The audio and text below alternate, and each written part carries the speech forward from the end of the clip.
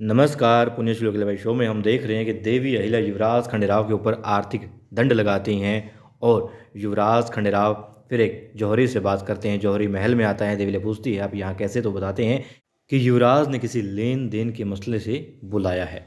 अब उसके बाद में क्या होता है, चंद लम्हे बाद देवी अहिल्या गंगवतात्या और बाकी सब लोग अपने अपने काम पर होते हैं, हिसाब किताब देखा जा रहा होता है। और इतने में वहाँ पर आते हैं युवराज खंडेराव और गंगवतात्या से कहते हैं कि ये लीजिए जुर्माने की रकम और जमा करवा दीजिए हमारे नाम से। अब गंगवतात्या आगे बढ़ते हैं, रकम लेते हैं हाथ में और फिर अपने एक सहयोगी के साथ में सारी रकम को गिनते हैं। अब ये बात मुझे यहाँ पर अखरी कि चलो हिसाब किताब होना चाहिए, अच्छी बात है, मगर क्या इतना भी विश्वास नहीं है? यदि मतलब मैं वाकई में देख रहा हूँ जो हिसाब वहाँ पर चल रहा है, जो उस हिसाब से मेकर शायद यहाँ पर ये दिखा रहे हैं कि युवराज खंडेराव के ऊपर वहाँ के लोगों को विश्वास नहीं है। क्योंकि इतना तो विश्वास होना चाहिए कि युवराज खंडेराव रकम दे रहे हैं तो पूरी ही होगी, बाद में गिन लेते कम से कम।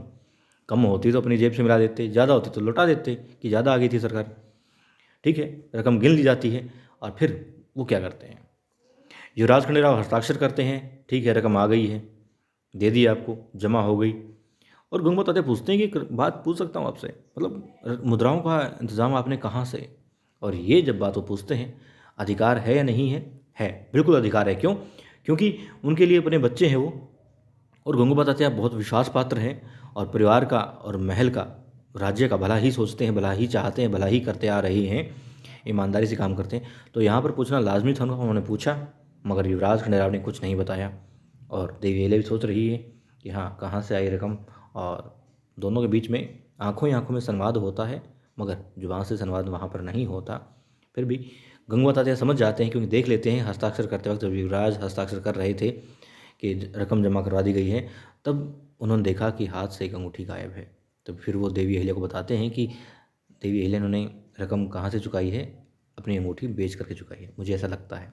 और वाकई में ऐसा किया भी, और सही भी किया। युवराज खंडेराव ने ना तो किसी ऐसे इंसान से मदद मांगी जो कि उनका हितैषी नहीं है, जैसे गुनू जी है, और बल्कि गुनू जी ने तो सामने से ऑफर किया कि मैं दे देता हूँ। नहीं, युवराज ने साफ मना कर दिया कि नहीं चाहिए, मैं कर लूँगा।